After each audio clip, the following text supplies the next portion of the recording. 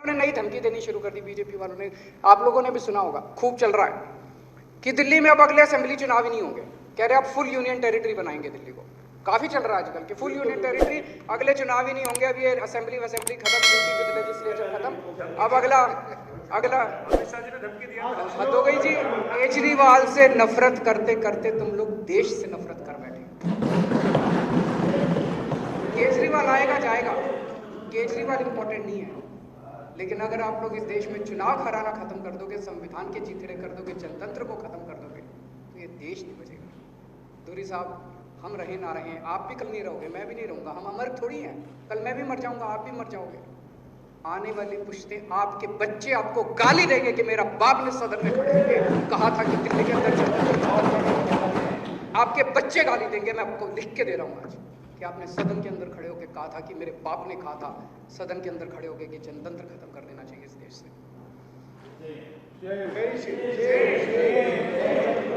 आज देश में हमारे कट्टर विरोधी भी खुलेआम, चाहे जो मर्जी कह लें, प्राइवेट में बैठो तो कहते हैं यार लोग तो ईमानदार हैं, कट्टर ईमानदार हैं लोग, भ्रष्टाचार नहीं करते, पैसे नहीं खाते। इनको ये चुभ रहा है बहुत बुरी तरह से। तो ये जबरदस्ती साबित करना चाहते हैं, नहीं नहीं ये भी चोर है, हमारे जैसे ही हैं ये जैसे हमें वैसे ही हैं। तो ये जबरदस्ती करना चाहते हैं। सत्येंद्र जैन को पकड़ लिया, बताओ, एक पैसे का भ्रष्टाचार साबित नहीं कर पा रहे, सबसे कट्टर। मैं समझता हूं वो देश के लिए काला दिन था जिस दिन सत्येंद्र जैन, जिसने इस देश को नहीं इस दुनिया को मोहल्ला क्लिनिक का कॉन्सेप्ट, पूरी दुनिया में, देश में नहीं कह रहा, पूरी दुनिया में दिल्ली अकेला शहर है जहां दिल्ली के हर आदमी, अमीर हो या गरीब हो, उसकी दवाइयां सारी, इलाज मुफ्त है। सत्येंद्र जैन ने किया। पूरी दुनिया में क्या, पूरी मानव सृष्टि के अंदर शायद दिल्ली पहला राज्य है जहां पे 24 घंटे बिजली आती है और मुफ्त बिजली आती है। दुनिया के किसी कोने में मुफ्त बिजली नहीं आती जी। सत्येंद्र जैन ने किया, सत्येंद्र जैन ने किया। ऐसे आदमी को उठा के ये लोग जेल में डाल देते हैं केवल इसलिए कि वो साबित करना, कहना चाहते हैं दुनिया को, पर कोई मान ही नहीं रहा कि सत्येंद्र जैन को जेल में डाल दिया, फिर भी लोग कहते हैं यार लोग तो ईमानदार है, फिर भी राजनीति नगर हार गए। अब ये लोग धमकी दे रहे हैं कि अगस्त के अंत तक मनीष सिसोदिया को ये गिरफ्तार करेंगे।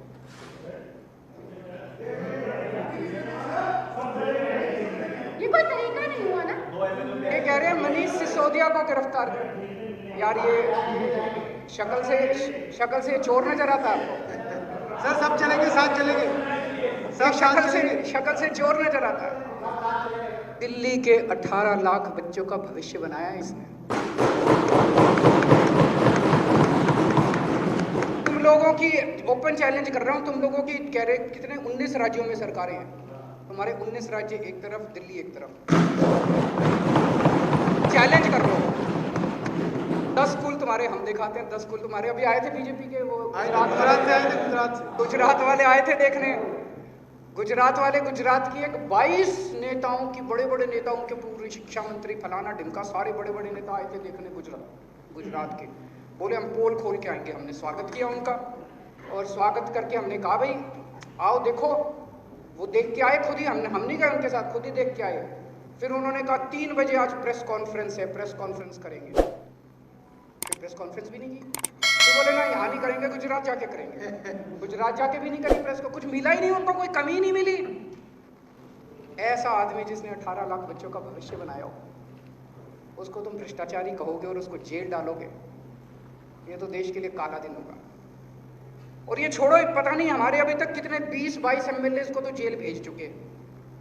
अब कुछ हमानत के खिलाफ भी नोटिस कर रखा है, आतिशी के खिलाफ भी नोटिस कर रखा है, कादियान के खिलाफ भी नोटिस कर रखा है, एफआईआर दर्ज कर रखी है 2-4 संजीव झा के खिलाफ, और एक और आ जाए मुकेश अहलावत के खिलाफ कर रखा है, और भी कई और कर लो गिरफ्तार। मतलब जब वो 22 नहीं टूटे, उनके जितने जजमेंट आए सारों में बरी कर दिया, और कोर्ट ने ऐसा लताड़ा इन लोगों को कि भाई ये क्या झूठे झूठे केस कर रहे हो, फिर भी अकल नहीं आई इनको, और कर लो। और अब तो इन्होंने हद कर दी। अभी तक तो ये मंत्रियों को और एमएलए को, अब हमारे कार्यकर्ताओं को इन्होंने, ईडी ने पिछले हफ्ते 3 दिन तक रोज 10-10 घंटे तक हमारे एक ऐसे कार्यकर्ता को सम्मन करके बुलाया जिसका नाम आप में से कोई नहीं जानता। मेरे को पता चला, मैंने पूछा भाई अपना ये कार्यकर्ता कौन है। 10-10 घंटे तक रोज ईडी ने बिठा के उसको इंटेरोगेशन करा, पता नहीं किसी फर्जी मामले में, सत्येंद्र जैन वाले किसी फर्जी मामले में कोई फर्जी मामला बना रखा है। ईडी के एक 10-10 घंटे बेचारे को ना खाने को दिया ना पानी दिया।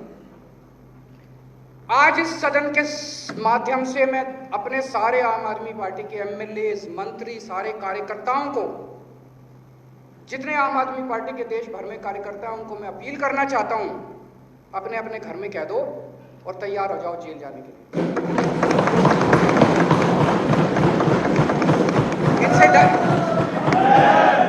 इनसे डरने की जरूरत नहीं है,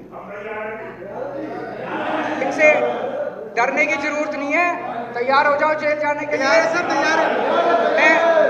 मैं खुद 15 दिन जेल में रह चुका, कोई दिक्कत नहीं होती, कोई दिक्कत नहीं होती। दोस्तों, पूरे देश के अंदर आज एक एक करके सारे पार्टियां टूटती जा रही हैं, सारी पार्टियां झुकती जा रही हैं, सारी पार्टियां गिरती जा रही हैं। इन्होंने सबको तोड़ लिया। आज पूरा देश आपकी तरफ देख रहा है, पूरा देश आम आदमी पार्टी की तरफ देख रहा है। केवल आम आदमी पार्टी है, आम आदमी पार्टी अकेली है जिससे इनकी पैंट गीली होती है। केवल आम आदमी पार्टी है जिससे इनके टॉप के दोनों नेता डरते हैं। तुम सारे मत टूटना किसी भी हालत में। अभी मैं गुजरात से वापस आ रहा था, मेरे बगल में एक आदमी बैठा था, गुजरात का था। उसने मेरा हाथ पकड़ लिया कस के और मुझे कहता है कि सर कुछ भी करो, गुजरात को बचा लो इनसे। मैं सोच रहा था कि कितनी उम्मीद है लोगों को हम लोगों से, कितनी ज्यादा। मैंने उसको बोला यार तुम लोग कुछ क्यों नहीं करते? कहता सर सारे डरे हुए हैं, सब डरे हुए हैं, किसी की हिम्मत नहीं होती इनके खिलाफ बोलने की, सबको डरा रखा है। आज का ये दौर जो चल रहा है हमारे देश के अंदर, ये इतिहास में काले अक्षरों से लिखा जाएगा। और जब ये इतिहास के अंदर काले अक्षरों से लिखा जाएगा, उस वक्त तुम लोगों का नाम स्वतंत्रता सेनानी के रूप में लिखा जाएगा। उस वक्त सत्येंद्र जैन का नाम स्वतंत्रता सेनानी, मनीष सिसोदिया का नाम, संजीव झा का नाम, जितने तुम जेल गए हो सबका नाम। आज के जमाने के तुम सारे भगत सिंह हो, मरने के लिए, कटने के लिए तैयार रहना।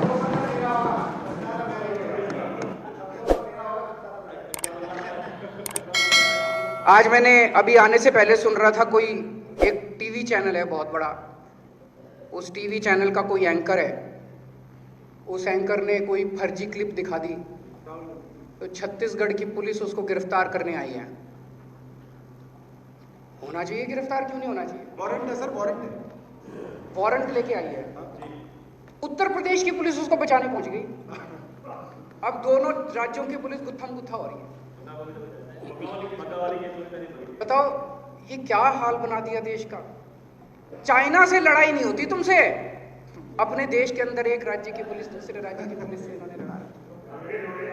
पंजाब की पुलिस दिल्ली से एक अपराधी को पकड़ने के लिए आई, दिल्ली पुलिस उसको बचाने पहुंच गई। तो ये क्या हाल बना दिया, एक राज्य की पुलिस दूसरे राज्य, हम सारे आपस में लड़ेंगे क्या बैठ के? लोग आपस में पर लड़ेंगे, पुलिस इसकी पुलिस उससे लड़ेगी। अरे यार सारे मिलके चाइना से लड़ो ना। चाइना हमारे देश के अंदर घुस गया, उसको बाहर भगाते हैं सारे मिलके, बीजेपी वाले, कांग्रेस वाले, आम आदमी पार्टी, सारे इकट्ठे हो जाओ। तो अभी उदयपुर में एक बड़ी दर्दनाक घटना घटी, जिसमें 2 लोगों ने एक आदमी का सरेआम गला काट के उसका कत्ल कर दिया। बड़ी गंदी घटना है, बड़ी दर्दनाक घटना है। हम उसकी कड़ी निंदा की, हमने मांग की भाई दोषियों को सजा दो। जब पुलिस दोषियों को पकड़ने पहुंची तो पता चला अखबारों और टीवी और सोशल मीडिया के माध्यम से कि उन 2 लोगों जिन्होंने कत्ल किया था इतना दर्दनाक तरीके से, उनमें से एक जो है वो भाजपा का निकला। अभी जम्मू के अंदर 2 दिन पहले एक लश्कर का बहुत बड़ा आतंकवादी पकड़ा गया है, वो लश्कर का कमांडर बताया जा रहा है। वो बताते हैं कि भाजपा का एक वरिष्ठ नेता निकला। आज मैंने यहाँ आने के पहले, आप लोग भी करना, एक गूगल करना, रेपिस्ट्स इन बीजेपी, एक बड़ी लंबी लिस्ट आती है। बीजेपी के अंदर कौन कौन बलात्कारी हैं, उनकी लंबी लिस्ट आती है। तो मैंने आप लोगों की कईयों की पुलिस वो देखी थी, प्रेस कॉन्फ्रेंस वगैरह, आप लोग कहते थे बीजेपी लुच्चे, लफंगे, गुंडे, मव्वाली, बलात्कारियों की पार्टी है। इसमें अब आतंकवादी भी शामिल हो रहे हैं। पूरे देश में इन्होंने बड़े बड़े जिला ऑफिस खोले हैं। अब समझ में आया किस लिए खोले हैं। कहीं किसी जिले में कोई अपराध हो जाए, मैं आपको गारंटी दे रहा हूं, सबसे पहले अगर वहां की पुलिस इनके जिला ऑफिस पे रेड मार दे, अपराधी वहीं मिलेगा, वहीं मिलेगा आपको अपराधी। कहीं कोई बलात्कार हो जाए, बीजेपी में मिलेगा। कहीं कोई मर्डर हो जाए, या तो बीजेपी का हो गया, बीजेपी में जाके शामिल हो जाएगा। अभी थोड़े दिन पहले सिंगापुर के एम्बेसडर मेरे से मिलने के लिए आए। उन्होंने कहा जी आपने दिल्ली के अंदर बहुत शानदार काम किया है। उन्होंने उनको सारा काम पता था अपना। उन्होंने बिजली, पानी, शिक्षा, स्वास्थ्य, स्कूल, अस्पताल, सबका जिक्र किया। उन्होंने कहा जी आप सिंगापुर सरकार की तरफ से मैं आपको इनवाइट करता हूं, आप सिंगापुर आएं, और सिंगापुर में हमने दुनिया भर के सारे शहरों के मेयर, मुख्यमंत्री अलग अलग शहरों के बुला रखे हैं आपको सुनने के लिए। आप वहां आएं और बताएं कि आपका दिल्ली मॉडल क्या है। मैं समझता हूं ये तो देश के लिए गर्व की बात है। पूरी दुनिया सुनती कि दिल्ली मॉडल क्या है, पूरी दुनिया सुनती कि भारत के लोगों ने किस तरह से, दिल्ली के लोगों ने किस तरह से अपने स्कूल, अस्पताल अच्छे कर दिए। इन्होंने मेरी सिंगापुर वाली फाइल रोक के बैठ गए, सिंगापुर नहीं जाने दे रहे। ये केजरीवाल से नफरत करते करते इस देश के साथ नफरत करने लग गए कि पूरे दुनिया के अंदर भारत का नाम नहीं होना चाहिए किसी भी हालत में, हर चीज में। मिलेनिया ट्रंप आई, मिलेनिया ट्रंप ने भी सुना था वहां पे कि इंडिया के अंदर दिल्ली में सरकारी स्कूलों में बहुत अच्छा काम हुआ है। मिलेनिया ट्रंप 2 साल पहले डोनाल्ड ट्रंप जब आए थे, उनके साथ उनकी धर्मपत्नी मिलेनिया ट्रंप भी आई थी। मिलेनिया ट्रंप ने आके बोला मैं तो दिल्ली सरकार के स्कूल देखूंगी। तो मोदी जी ने बहुत समझाया, बहन मान जा, तेरे को मैं अच्छा प्राइवेट स्कूल दिखा देता हूं। नहीं मानी। बोले तेरे को मैं केंद्र सरकार का कोई स्कूल दिखा देता हूं, हमारे दूसरे कोई राज्यों का स्कूल। नहीं मानी। बोली मैं तो केजरीवाल के स्कूल में जाऊंगी। अच्छी बात है, देश का नाम होता है। पर ये मेरे को पिछली साल कोपेनहेगन में बुलाया गया कि भाई दिल्ली ने प्रदूषण के ऊपर अच्छा काम किया। मैं ये नहीं कह रहा प्रदूषण सारा कंट्रोल हो गया, अभी बहुत काम करना है, लेकिन पहले जो हालत थी उससे काफी सुधार हुआ है। हम ठीक दिशा में जा रहे हैं। अभी और समय लगेगा। 70 साल का इन्होंने जो बेड़ा गर्क किया है वो 5 साल में खत्म नहीं हो सकता। अभी कर रहे हैं, लेकिन उनको पता चला, दुनिया को पता चला भाई दिल्ली में प्रदूषण पे अच्छा। उन्होंने मेरे को बुलाया, इन्होंने जाने नहीं दिया। ये बड़े दुर्भाग्य की बात है, देश के लिए दुर्भाग्य की बात है कि ये किस तरह से, मुझे लगता है कि 75 साल के भारत में पहली बार ऐसा हुआ कि कोई प्रधानमंत्री किसी मुख्यमंत्री को जाने से, विदेश जाने से रोकता है। तो दोस्तों, ये जो अभी हमारे सामने रेजोल्यूशन है, मैं इसका समर्थन करता हूं कि एमसीडी में जल्दी से जल्दी चुनाव होने चाहिए। और मैं भी ये कह दूं, ये कराने वाले नहीं है, हमें कोर्ट जाना पड़ेगा और कोर्ट जाएंगे और चुनाव टाइम पे करवा के रहेंगे।